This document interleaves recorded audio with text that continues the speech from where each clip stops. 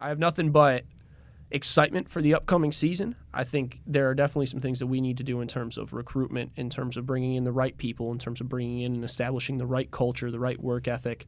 And I think we took some very good steps towards that in the year.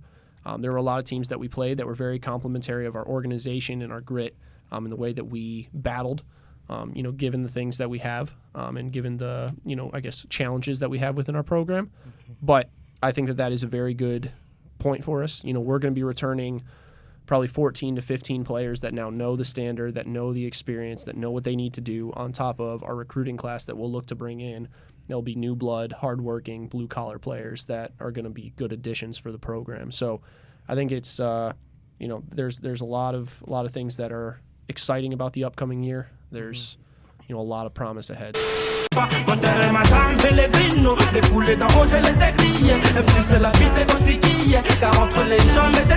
Ayo, my people, it's your boy Monti here, and welcome back to another episode of Vibe and Monti. Today is a different kind of episode. As you can see, I'm not in the usual studio. I am obviously back in the States, and I am joined by my lovely coaches. From today, we are going to introduce them. Head coach, take it away. Well, you just want me to introduce myself? Introduce yourself. My name's Joe Chimura. I'm the head men's soccer coach here at Hiram. I just took over this program this past July, so it's been a couple months, not even a full year yet. Mm-hmm. But come from about 6 years of coaching at the Division III level as an assistant, working with a couple different clubs and camps and the like along the way.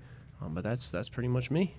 And over to his left, we have his new assistant coach for the season and for the long-term future, Coach Shelby Edwards. Take it away, sir. I'm Coach Shelby Edwards. New to this whole coaching scene. I just graduated this past May from Hiram College. Kind of feeling it out, seeing what all this coaching's about, and going from there. I played here all 4 years at Hiram and amassed a good amount of saves as a goalkeeper. Actually played against Coach Joe a couple times in my tenure, but yeah. It was good. Listen, first thing I want to say is I appreciate you both being on this. It is definitely something that I've been wanting to do for a while. I thought, you know what, now that the season's done and dusted, we can really sit down and have a good conversation. Now, before we get started today, guys, make sure you like, comment, and subscribe. There's going to be a lot more episodes coming in the future. Obviously, I'll be back in London in about a month or so's time, and regular scheduling will resume when I get back. So, to start things off, disclaimer, make sure you guys, obviously, a lot of you guys have been requesting this one for a while. My DMs have been going crazy. I know I posted a couple TikToks of me being out here, and obviously a lot of boys back home and across Europe have been wanting to hear from what it's like, obviously, as a player, which I've done numerous times, but now I've got the coaches here where they can kind of talk things from their perspective. Another disclaimer, we're going to be saying soccer instead of football. I'm fully aware that it's called football, trust me, guys. But to make things make sense, and obviously we are in America, we're going to be talking about programs, we're going to be talking about a lot of American sports culture, and it would only make sense if we use soccer instead of forcing the word football in. I could switch it up for you, Monty. I could say football. Are you I've sure? been around you and Matt enough. A little bit of footy? No, but for example, men's soccer program, men's football program, there's more nuances that. There's two, football programs. Yeah, so that's fair. I just want to make sure that there's a distinct difference and everyone knows, especially when I clip this up and put it on TikTok, we know what we're talking about. Fair point. So, to start things off, very, very simple. I know you both gave a brief introduction to how things, information about yourself and obviously things about you. I want to take it back a little bit to not early life, but I'd say your senior year of high school. What were you looking into? Obviously playing, both of you, like you both mentioned, played. So I want to know from your perspective what it was like senior year high school, making that transition into college. What was the things standing out for you, and what type of decisions did you have to make as an American student? And head coach can start. Yeah, I think for me, so I played at the Division III level. I wasn't, from the talent perspective, the level of playing Division I. So I think for me it was an interesting decision where, I wasn't being offered scholarships or anything like that, but I still wanted to be playing at a high level. I liked playing. I played with the clubs. I played, obviously, with the high school teams and the locals there and the like. But the big thing for me that I always wanted to do, I had fun, but I also wanted to play with like-minded people who, they just wanted to grind. They wanted to push themselves. They wanted to see how high of a level they could play at. And even if it's at the Division III level, players at the Division III level are good. It's a very talented level. So I wanted to play with guys like that, guys that wanted to really grind during the offseason, really push themselves forward. And so ultimately that was the reason that drove me towards playing at the college level. And then that's ultimately what I ended up finding. I ended up loving it, and that's pretty much why I'm still coaching now. But that was my thought process going through from high school to college. Fairs. And you, Coach Shelby?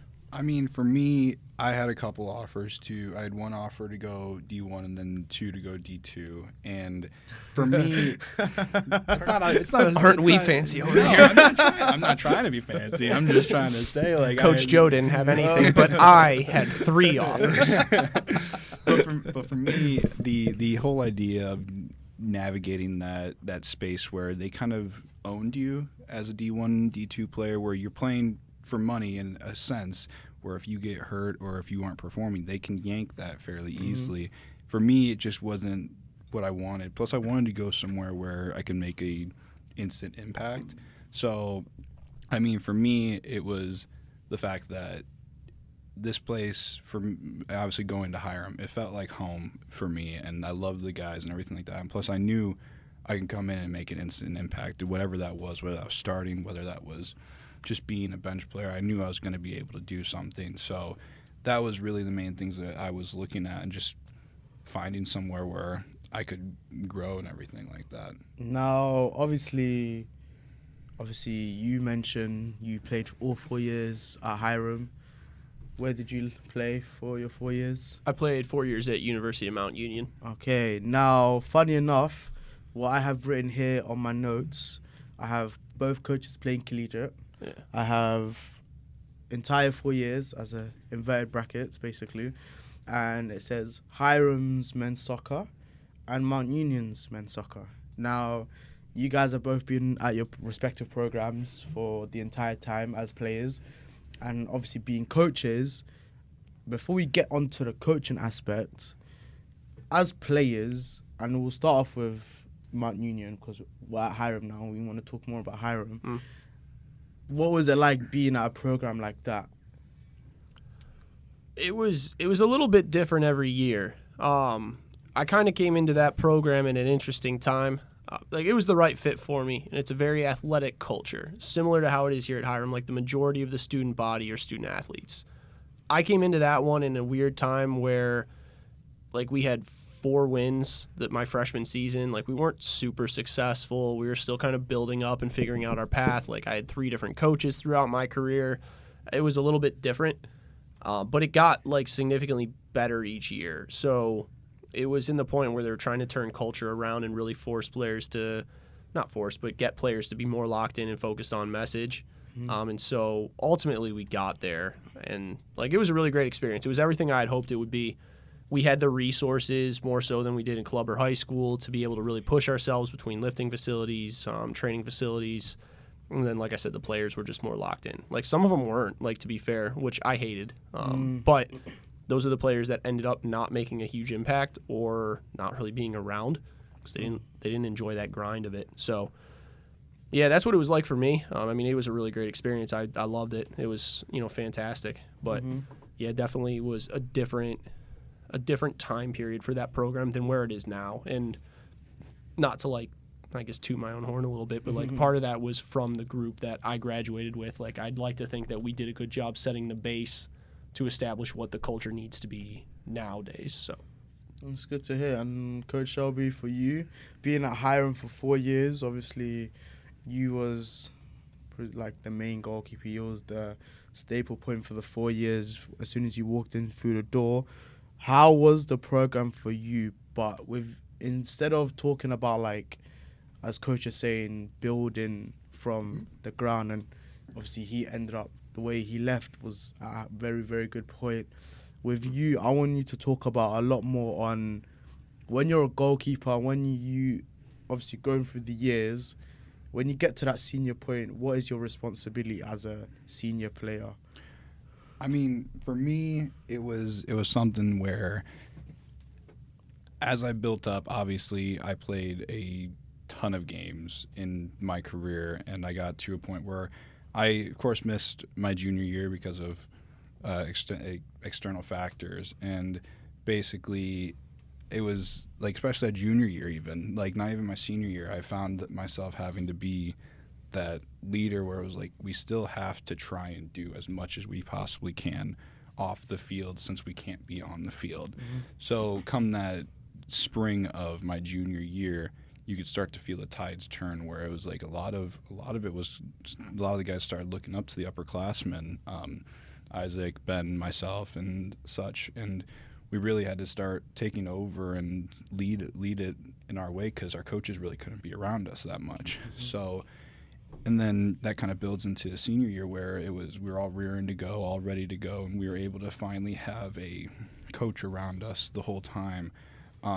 It was just being the even-kiltered guy on the field, especially when things weren't going fully to plan. It was, okay, how can we have a namaste moment where it's just relax. We need to relax, and especially as a goalie. I mean, for me, I'm biased. I think a lot of things feed through the goalie based on how he's acting, how he's reacting, and stuff like that. I always tell the guys we recruit, or even anyone that talks to me about keepers, you got to be a little insane. Mm-hmm. Got to be a little insane to do it. And I mean, you got to be insane to a point where you're not like, say, Oliver Kahn. Mm-hmm. You like 24/7. You need to have that moment where it's like, okay, guys, I can see everything. Let's talk this out. Let's go through this.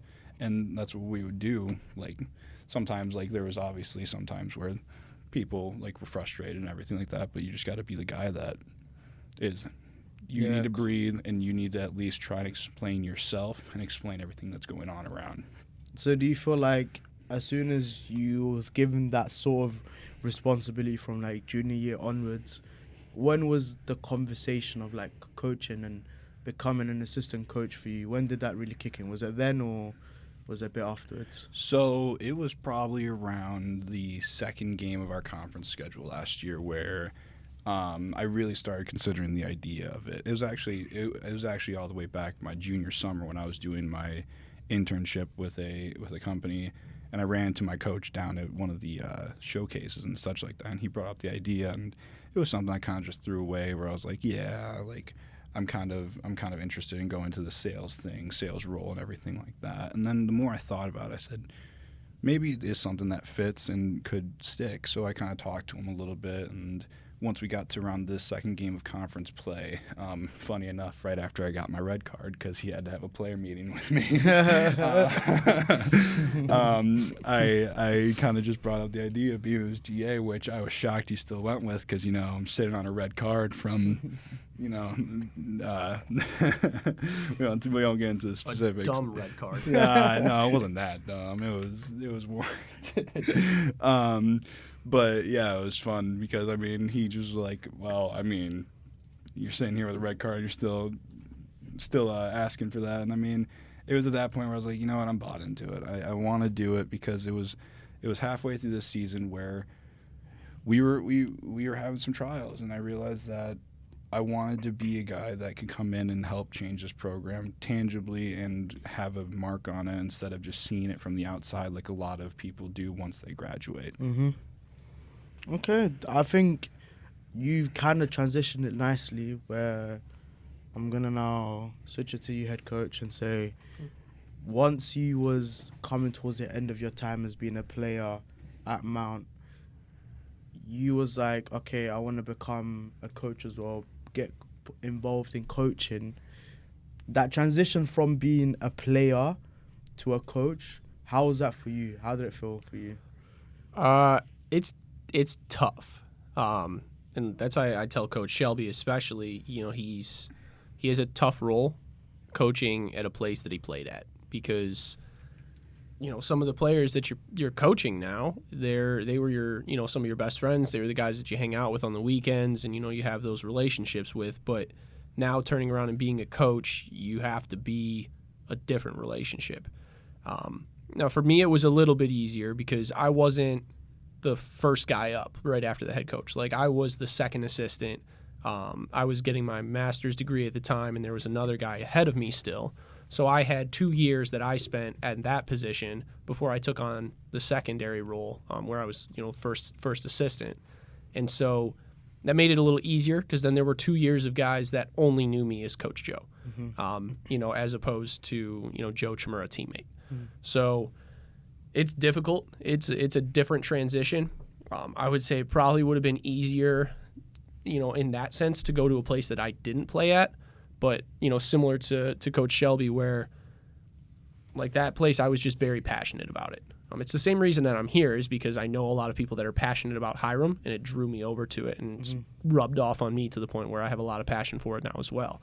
Mm-hmm. But so, like, that program I was just really passionate about. I wanted to see, like, I left it in a good spot. I left it better than I found it, but I wanted to see it continue to get to more because our ambitions and our, hopes for that program were significantly more. So that's kind of the path that I chose. But it's definitely, it's a different one. It's a difficult one. It's an odd one in terms of the relationships. But, as long as you make sure that your intentions are clear and you're doing the right things, it's doable and it's rewarding at the same time. Mm-hmm. I feel like one thing that I've definitely, like, noticed throughout the semester since I've been here is, like, I remember, I think I said it to you guys in the meeting, especially to you, Coach Shelby, where when I got recruited to come here, I think it was like maybe the week, a few days me actually committed and stuff, where you dropped your little sob story and said, "Oh guys, it's been a pleasure. 4 years of it's really gone by tough." Had to put the goodbyes in the group chat. I had to put the goodbye And then in. the most important thing at the end was when he was like, "You know what, like, now, like, I'm transitioning from, like, me being your player and your teammate to now being one of your coaches. So, like, it's going to be an interesting challenge, but obviously, it all bodes well." And for now, looking back at, like, a really challenging season, I definitely feel like, and I've spoken to a lot of players that obviously, like, at separate points, like, they see actual, like, individual growth between you when you was, like, still a player coming towards the end of your playing career, and then obviously now that you're an assistant coach, they see a lot of, like you develop some sort of maturity and understanding where it's like now you're able to carry out the assistant role efficiently, and I feel like it bodes well for the future. Now, one thing that I did want to touch on is, we can all do this, why did you get into coaching and why did you all do all this, and it's nice, it's a nice story that people would love to hear, but I don't want to carry on too much with that. The main topic that I really did want to touch on was Hiram men's soccer program. That is, for me, the main body of this whole episode, and then obviously we'll answer some of you guys' inquiries about being recruited and so forth, like all those things there after that. But for right now, Hiram's men's soccer program, it's been challenging over, I'd say, the past 10 years, where the program, in the early 2000s, coming in towards 2010, it was really, really strong. And then obviously, a lot of things changed, a lot of different things as far as coaches, players, and you see other programs nearby get stronger.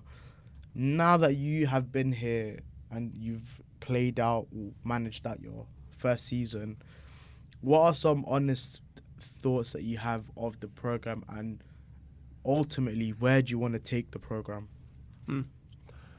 I mean, I would say honest thoughts.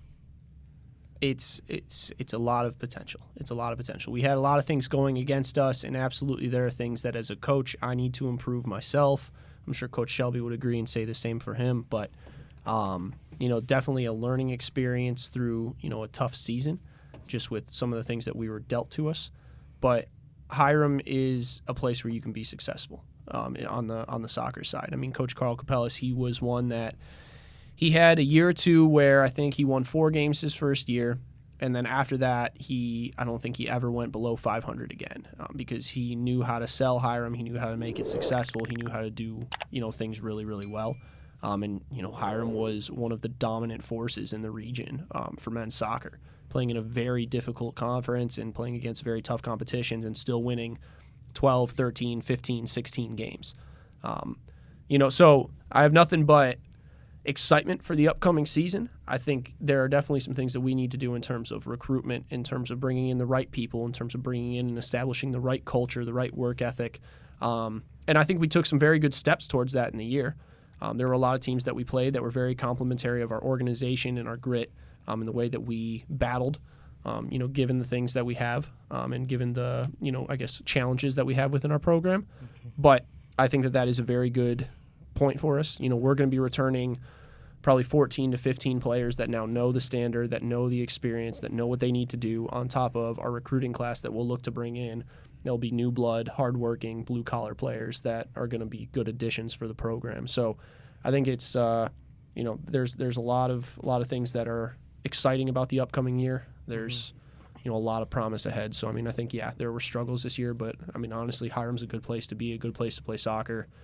I don't have to feel like a used car salesman selling something I don't believe about other students. It's a place people can be proud of. So that's my honest opinion and takeaway after the year. And yourself, Coach Shelby? For me, the way I phrase it is I wouldn't be here if I didn't care about this place. And even after my first season coaching in general, Coach Joe obviously has done this a lot longer and probably been through more trials and tribulations than I've been through. I think, yes, it was a long season. It was mentally a long season, but I think that's just because I'm not used to it.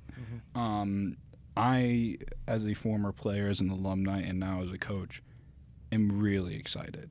I see, for me, it's the amount of work that we put in. I'm excited to see all that come to fruition now, where we start to get the people that we want. We start getting the pieces we want, because ultimately that's what's going to push the program forward. For sure.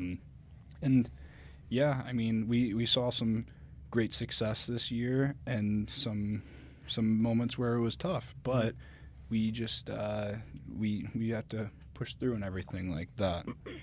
Now, I think you mentioned, obviously, Coach Joe, you've been coaching for a while and you've transitioned from being a player to being second assistant, first assistant, and obviously now being head coach here at Hiram.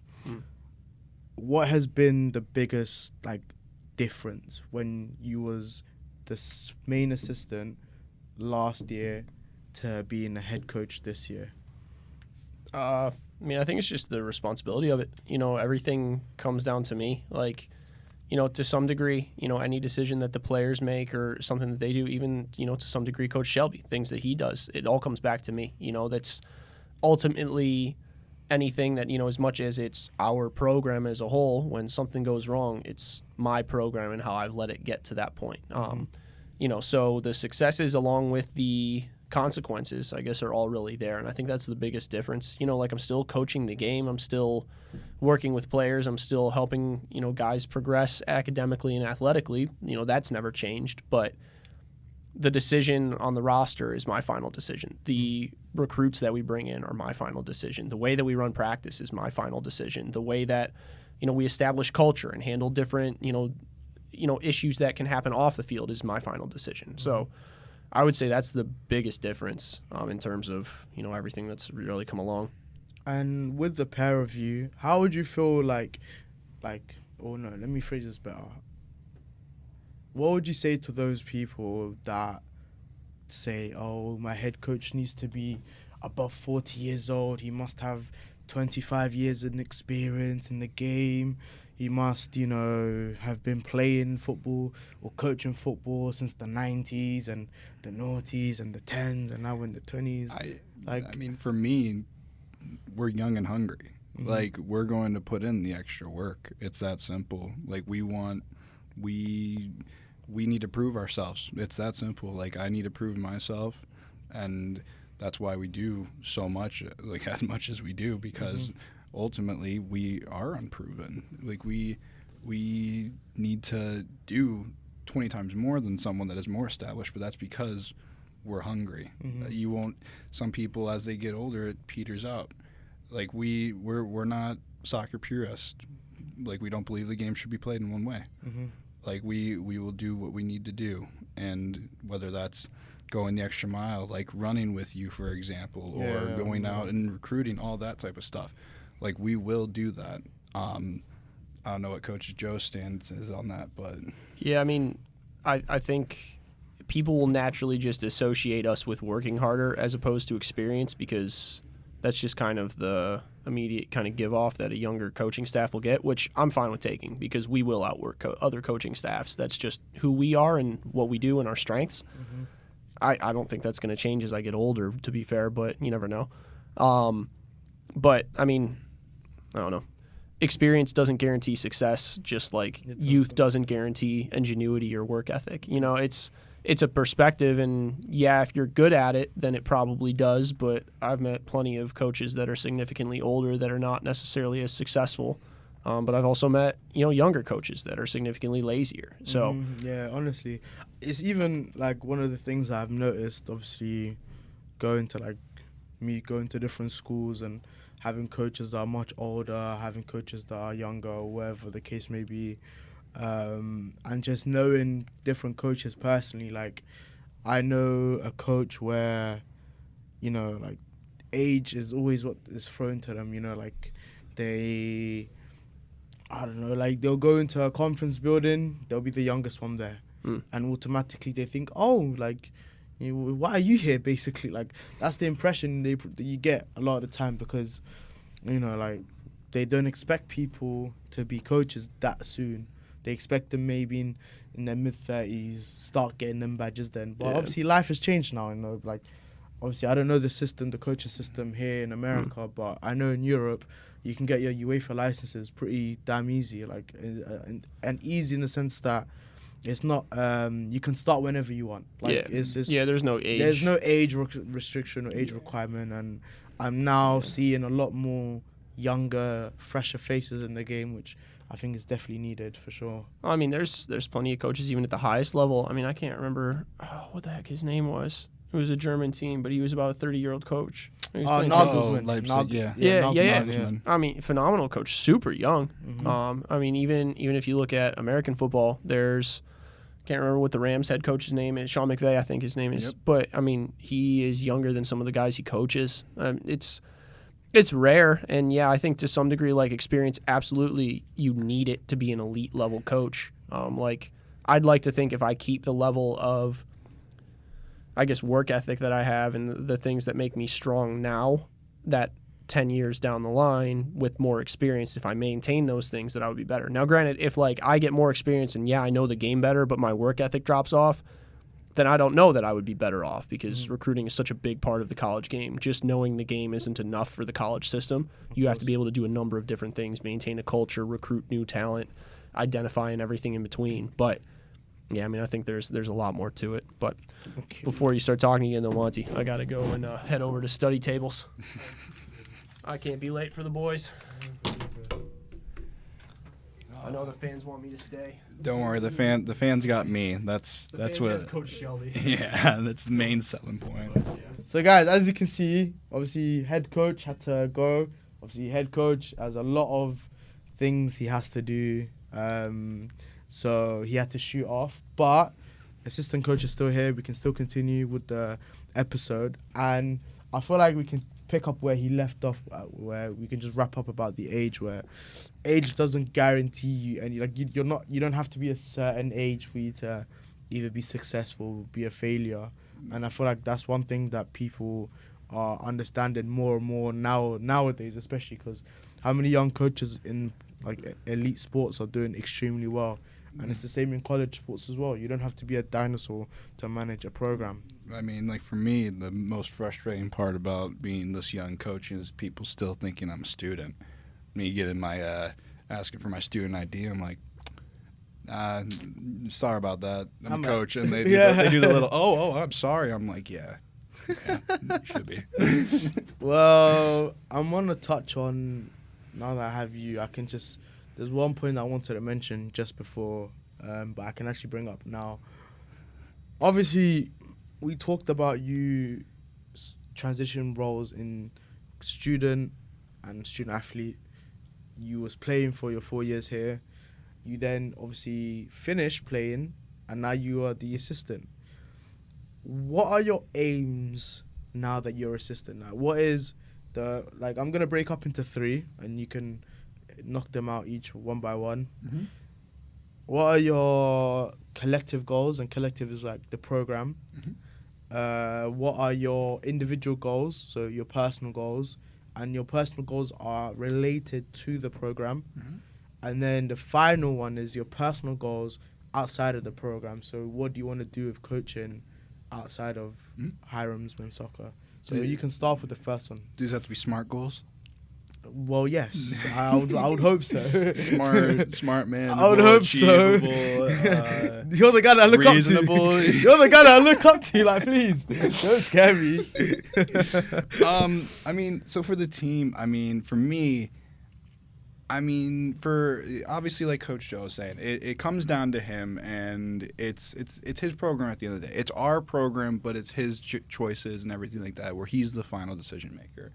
For me, the team as a whole, I'll give you a 4-year roadmap. Okay. So for next year, we want to come in and we want to make some noise. Mm-hmm. That's really in the NCAC. I mean, we are in one of the toughest conferences, I would argue, in the nation. Before I stop you there, can you explain to the viewers that might not understand like the collegiate system, how a season of men's soccer at this level plays out? So traditionally we'll play about 18 games a year. Right now we are at 9 teams in the conference. So that equates to about 9 games out of conference, 9 games in conference.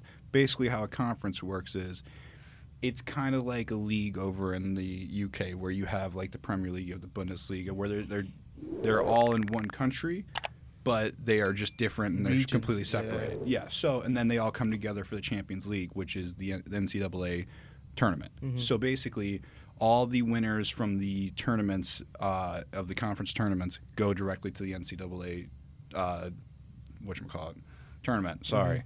So basically, throughout the season, you're playing for those spots in those conference tournaments. So for the NCAC, 4 teams, the top 4 teams, make it into the conference tournament, and then they battle it out, and then whoever wins goes on. Now, some conferences are different, where it's the top 6, the top 8, whatever. But for us, it's the top 4 out of 9. So for the season, you're going to play 9 out-of-conference games, and those will be teams that are, like, imagine it's like Leeds United going and playing like Bayern Munich, where they just go out and play different games. They're kind of like friendlies, but they still matter. Because there's things called at-large bids, where if you don't win your conference tournament, if you did really good throughout the season, you could still get into the NCAA tournament.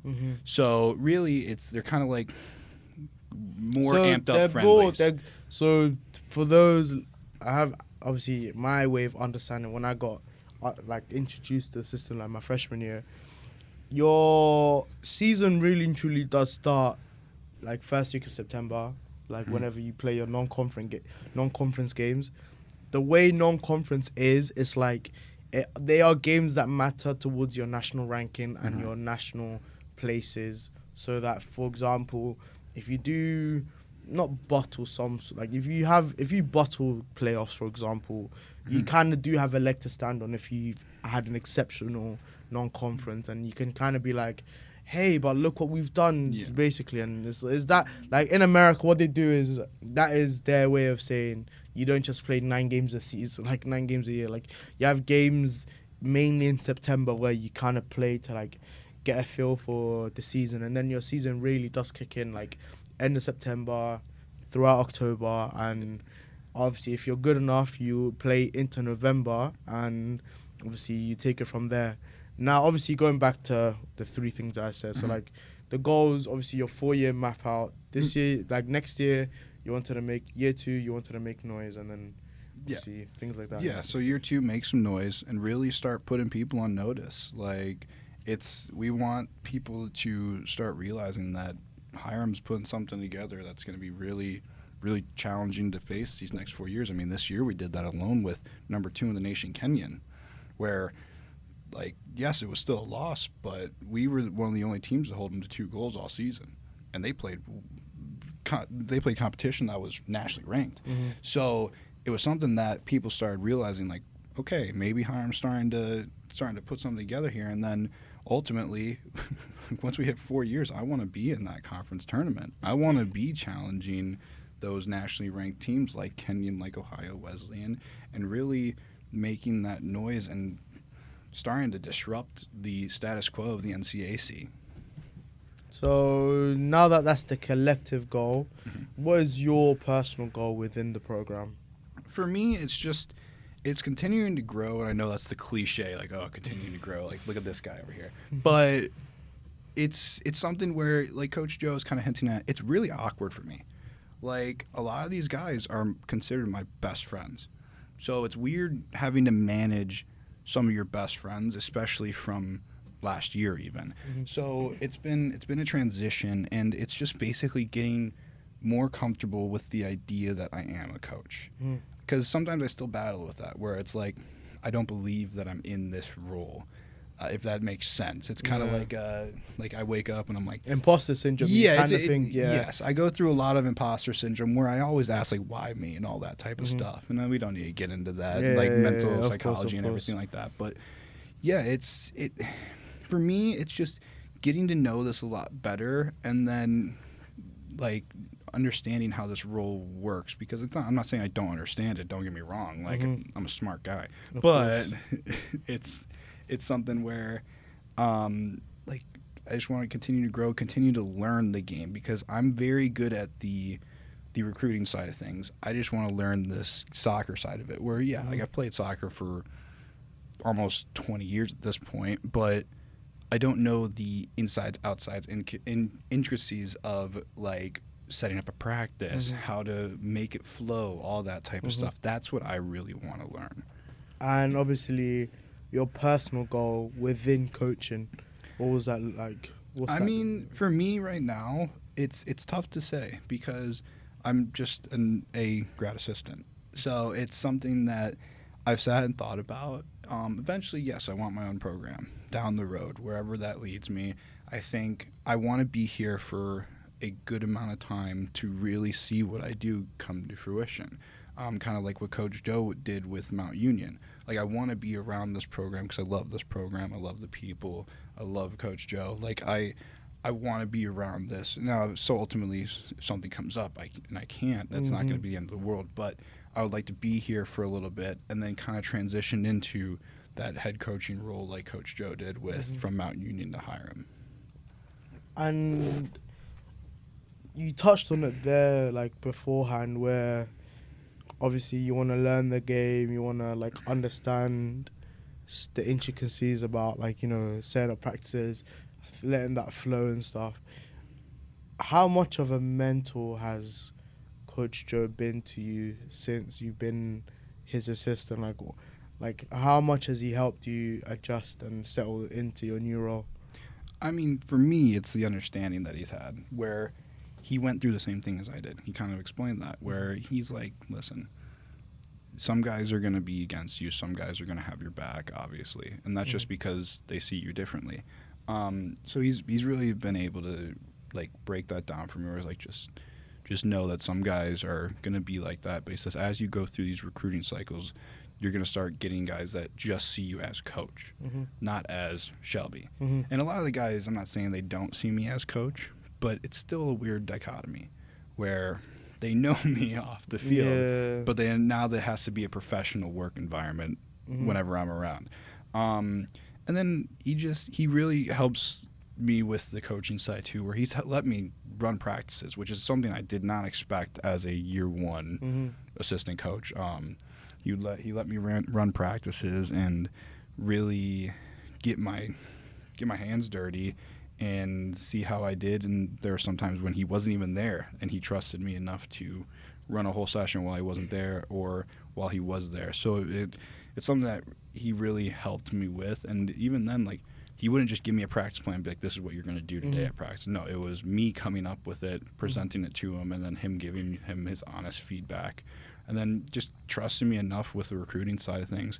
He tested me when I first came in, where he would send me to games where he knew the kids that he wanted to be recruiting, but then basically be like, he didn't tell me who they were or anything like that, and then I had to pick them out without even him telling me, oh, this is a test. So it was something that, like, it really helped me realize, like, yes, this is something I'm good at. This isn't like, and that helped with that imposter syndrome where it's like, okay, maybe I am half decent at this coaching thing. I just need to get used to it. Yeah, and I think it's like that normally because when you are in one role for so long of your life and then you change roles but you're still in the same place, of course, naturally there's going to be a lot of things that take a bit of time of, like, you know, you adjusted into a new role, you getting used to things. One thing that I did want to talk on, and this is going to be the penultimate point of the episode, it was more on, how should I word this? Obviously, being a soccer player at a college level, varsity level, requires a lot of skill, and it requires not only skill, but at the D3 level, and it does to some point, obviously D1 and D2, but mainly at D3, they focus a lot more on the academic balance and the academic side, which I feel like players coming from overseas, that's not an attractive point of like, oh, I just want to focus on playing and, you know, like all those kind of things there. And obviously scholarship isn't a thing in here, like at D3, and, you know, and it is more expensive for an international to come to a D3 school. What would you say to potential international like players that want to come over here? Like, and this is like, and for guys, I want you to like be aware, like none of what has been said today is like oh, come here, like I want you to come. Like obviously it would be nice for like you to pick the school that I'm at, but it also makes sense, like you have your own life, there are circumstances that you are facing and you're facing alone. Obviously, if you can come here, by all means, it'll be nice. You know, I know there's a lot of ballers that be messaging me saying like, oh, like is where you at a good place to be? And I tell them the honest truth. I'm like, you're gonna have to work a lot. Like that's for facts. Like don't think it's, you know, like it's America. I'm gonna ball out. Like nah. Like there's a lot of good players here. Question I had for you is, obviously you're recruiting a lot of like high schoolers. A lot of high schoolers are getting recruited. When you was recruiting me being an international, or when you're looking at potential other internationals, which obviously you're not going to prioritize as much because you know the interests are more keenly from the high schoolers, what myths do you feel like you kind of have to squash when you're speaking to them about college soccer? I mean, you kind of hinted at it, where it's like they just want to come here and play soccer. Gonna be frank, how many people are gonna go professional with soccer, even if you go to a D1, D2 level? Not a lot. Not a lot. Barely. So, like I would say, if you have a squad of 30, maybe 1 or 2. yeah. So you got to think about this, where you come to D3 and you're not on scholarship. It's kind of what I was hinting at earlier, where they own you if you go to scholarship. They basically own you, and you're working ridiculous hours in terms of lifting and playing soccer and doing anything like that. And I mean, if that attracts you, by all means go there, because ultimately no school is a one-size-fits-all for everybody. So for me, to squash that, like anything I want to squash, it's D3 is still a high level. Like everyone that's here was the best player on their team wherever they come from. And basically, just because we're American doesn't mean we can't play soccer. Yeah. So, like, I have, like, a lot of, like, people in my comments, like, on TikTok, and a lot of them will be saying, like, oh, you're a European going to America for soccer. Like, surely it's the other way around. Well, technically, yes. Like, if we're speaking, I want to just get signed professionally tomorrow and, you know, like, I want to play in the 3rd tier of some country. All right, cool, yeah. But I feel like coming out here, the reason why I came out here in the first place, and I feel like I need to touch on this a little bit now that I have my assistant coach with me. The main reason why I came, not just to Hiram, but America in general, is because this obviously family situations one. So like you have your internal factors, but there we go. Another reason to me being here was the fact that you can graduate with no debt, because as an international, you just have to, it's literally you Apple Pay your tuition. Like it's actually like that's the analogy I use to people. Like I say, guys, when you come out here, Americans, their tuition doesn't come as quickly as ours. We give the school money. We are like their cash injection. So obviously schools would love to recruit's the wrong way, but would love to bring in a lot of internationals. Now for me, it works out because I get my tuition, I get my scholarship, minus the 2, I see what's left. I'm like, all right, cool, this is feasible. Another reason is university here with scholarship is far cheaper than university back in the UK. University back in the UK is 9,000 straight for the 3 years. University here with scholarship is far less. So for me, when I was coming here in the first place, I was like, I'm going to be here. Maybe, okay, cool, I'm here for an extra year, but I'm not in debt. I pay less. I play collegiate varsity football or soccer. And then it gets to a point where it's like after the 4 years, I have experienced so many, like I've moved out of home. There's so many intangibles to it. And that's what a lot of people don't understand. People look at face value and say, oh, you're going to America for soccer. Another thing they do is a lot of people would do, and I've seen this, like I get so many comments and DMs about this, and I look here, I'm like, oh, piss off, like I don't want to see this, like I'm tired of this, because they'll be like, oh, the MLS, so what they do is they judge a country's standard of football or standard of soccer by looking at their main league and be like, oh, because your main league isn't all that, surely the rest of the league and the rest of your pyramid is not that good. No. Well, my friend, I'm speaking to you directly in the camera, and you know who you are. In life, don't just judge a book by its cover. You need to understand that the professional first division might be one thing, but actually understand a country's system. In America, they use college as a way of getting athletes into their main leagues, whereas in Europe we have academies. Yes, there are academies here, but it's more common to have players go to college, whether it's D1, whether it's D2, whether it's D3, and NCAA, whatever, NAIA, JUCOs. There is a lot more common for players to be in the college system, get their degree, and then play for a USL team, and then transition from there. Yeah. People don't understand that, and I feel like now this is a big reason why I wanted to do this podcast episode today, which was like there's a lot of myths. Yeah. And I mean, like, I went through sports management, so that was one of the majors I did while I was at Hiram. And there's the American style of management, then there's the European style of management. European style, you have leagues, and then you have those midweek tournaments, you have all that type of stuff, and you have a different system of the youth soccer, and then youth sports in general. So then you come over to America, and like what you were just saying, it's really fed through the NCAA, where your gateway to get into professional, now it's kind of changing a little bit. We're kind of going to more European system. But the thing is, though, is it's still a very Americanized system where you have leagues, then you have playoffs, and then you have all that type of stuff. We don't have promotion, we don't have relegation, we don't have any of that type of stuff. But it's just how we do it. It doesn't mean that the youth soccer space here is any lower than anything else. And I mean, for me, I played against some guys that are now playing professionally. Like it's just how the breakdown works, where it can happen. Is it harder to become professional here? Yes, it is a lot harder to become it's harder to become professional in the United States because there's only one major league. We have a bunch of semi-professional, like we have about 5 or 6 tiers of American soccer that have plenty of leagues within it. But the thing is, though, is it's not like the UK or Germany. Like in England, we have 4 professional leagues. We have the Prem, the Championships. We have League 1 and League 2. And even if you are a pro for a League 2 team, you can look for promotion to become a League One player, a Championship player, and then a Prem player.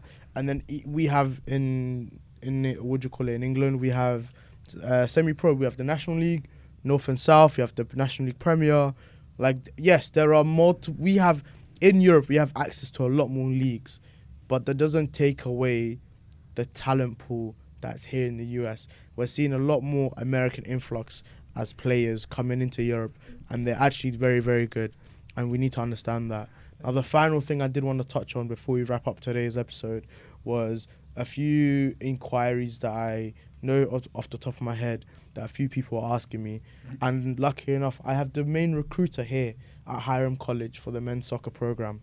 So, Coach Shelby, first question to you is actually, when you are recruiting players, and for context, most of them are American high schoolers, but obviously we have myself, we have Matt, we have the Malaysian goalkeeper that will be coming in. Mm-hmm. So there are slowly there's becoming, bit by bit, more international players into the team. But generally speaking, when you are out there recruiting players, what are the main things that you look for? For me, I look for talent, and then I also look for, as weird as this sounds, I look at your character. Like, if you're a good person, and you can tell that by just watching a player and being able to watch their demeanor, watch their mannerisms, and post game and pre game too. We look for good character pieces that will come in and not be a toxic portion of the team, and that are good players.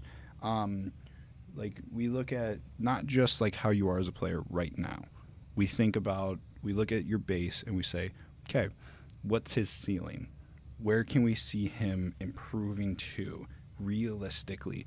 Now, yes, we can say every single player is going to be the next Messi or Ronaldo, but the thing is we got to be realistic, where we look at the base and we're like, I don't know if he's going to be able to do that much at our program, and that's what we got to face, where that's the hard part about recruiting. It's basically a guessing game where we're going to get some right, we'll get some wrong. It's just how it is. But yeah, we look at what you are to become, and then also who you are right now, because ultimately bringing in the right character pieces can push a program forward, but bringing in the wrong pieces can set a program back years. Mm-hmm. Okay, so obviously after hearing that, make sure you guys, are taking notes, because I know a lot of you guys go to showcase events thinking, what do I need to do? And I feel like a lot of you guys think you have to dribble and take on the entire team for you to get noticed. Now, granted, if that is if there's end product to that, then by all means, do what you need to do. But I think players normally think they have to carry the team. And no, we need pieces. We need good players in the 11. That way, the 11 gets better. Another thing that I had in mind, another question that I have, that I remember someone asking was, when you are recruiting a player, what is normally the steps? So you go, so I want you to start off right now talking about when you watch high schoolers right now when you watch them play, and then we'll get onto some other things afterwards. So basically what will happen is we'll go out, watch these games, everything like that, and then from there we will reach out to you via email, via text, or I'll go even back a step. We'll go out and we'll watch you, and then usually what we'll do is we'll reach out to the coaches of those teams, whether that's in the club space or if that's in the high school space, and then get your contact information through there.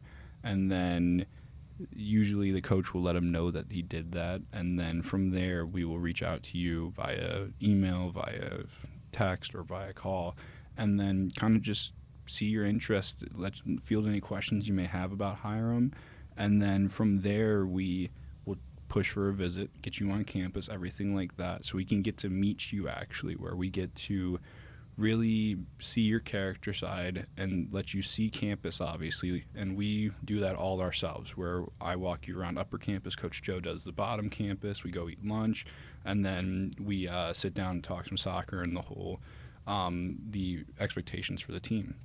So we do that, and then from there we will let you go on your way, think about Hiram, everything like that.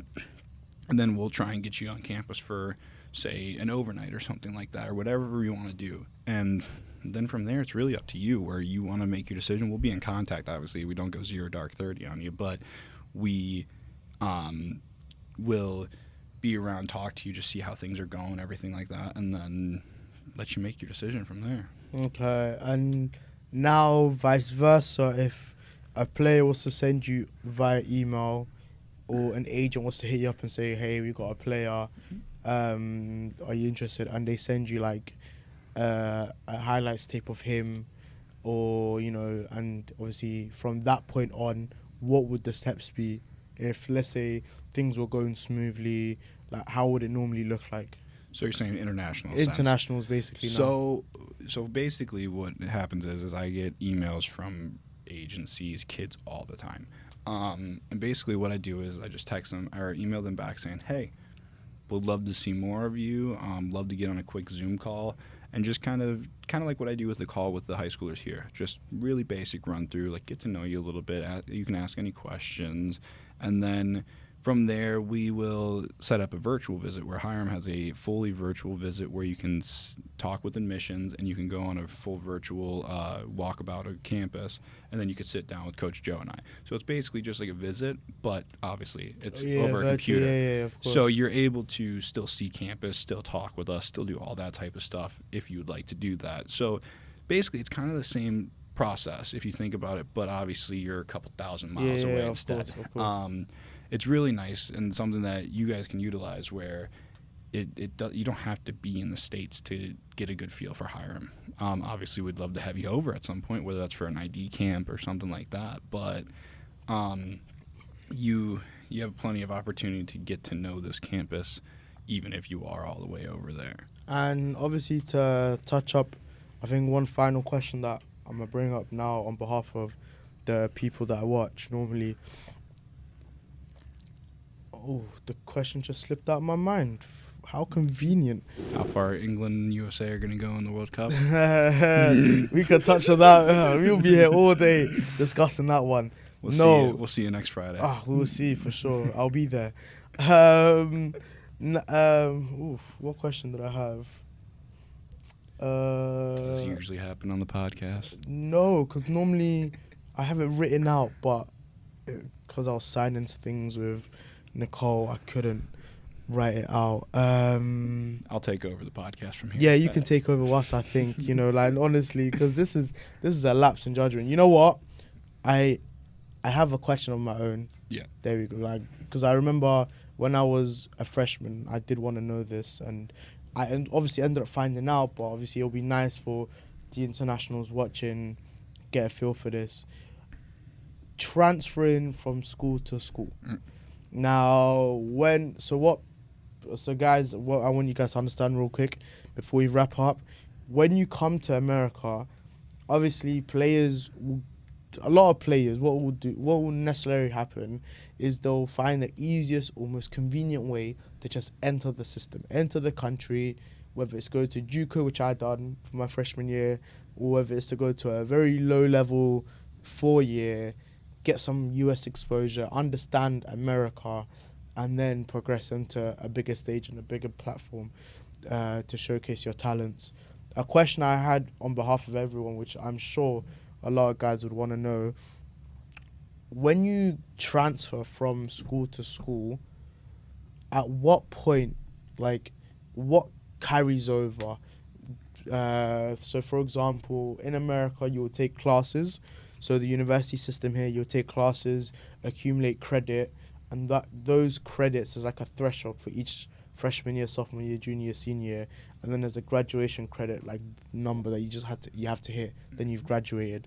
So the real question is, when you're transferring, do you lose credit? When you're transferring, also, what are like some things to keep an eye out on when players are transferring from school to school? I mean, so for the American space, there's a thing called the transfer portal, where basically when you apply to transfer, we can see that you're going to be transferring instantly, and basically once you're in that transfer portal, you can talk to coaches all you want. You can't talk to coaches if you're not in that portal, And basically, when you're transferring, like let's say we were talking to a kid and he's like, okay, let's do this. I want to transfer to Hiram. Basically, the school then would get his transcripts from his past school, and they would see what is transferable. And basically, those are classes that have like the same teachings and everything like that, and or the same classes. And basically, not every credit's going to transfer. That's why transferring is a big deal. Where if you don't have to do it, don't do it. Because some schools aren't going to take all your credits, and you're basically going to be maybe a year behind, maybe a semester behind, and then you have to spend even more time in school. So when you're transferring, yes, you get a new environment, everything like that, but ultimately it's not something that you want to do. You want to find the place that you really can see yourself at for 4 years, whether that's playing sports or not playing sports, because heaven forbid you get hurt or something like that. You don't want to go to a place just to play sport. So really, you got to find the place that is the right fit for you through and through in every aspect of life, so you don't have to feel like you need to. I feel like that wraps up today's episode. Obviously, head coach Joe is no longer here, but I will be saying my thank yous to him once I'm done recording. Coach Shelby, much appreciated. This does mean a lot to me because I've been wanting to do a episode with, my coaches for a while, but obviously I know I made the episode. I know. Listen, we've been in season, so I thought, you know what, let me not bring up anything of that, so we're all focusing for the season. Now that the season's done, we can just unwind and relax a little bit. And obviously we've got Thanksgiving coming up next week, so everyone's excited for that. Guys, obviously if you want to see more episodes like this, make sure you comment down below, make sure you like and subscribe. Obviously your boy is really enjoying what I'm doing right now, and I'm seeing a lot of you guys are enjoying it too, so much appreciated. Guys, it's been your boy Monty, it's been Coach Shelby right here, over and out. Peace.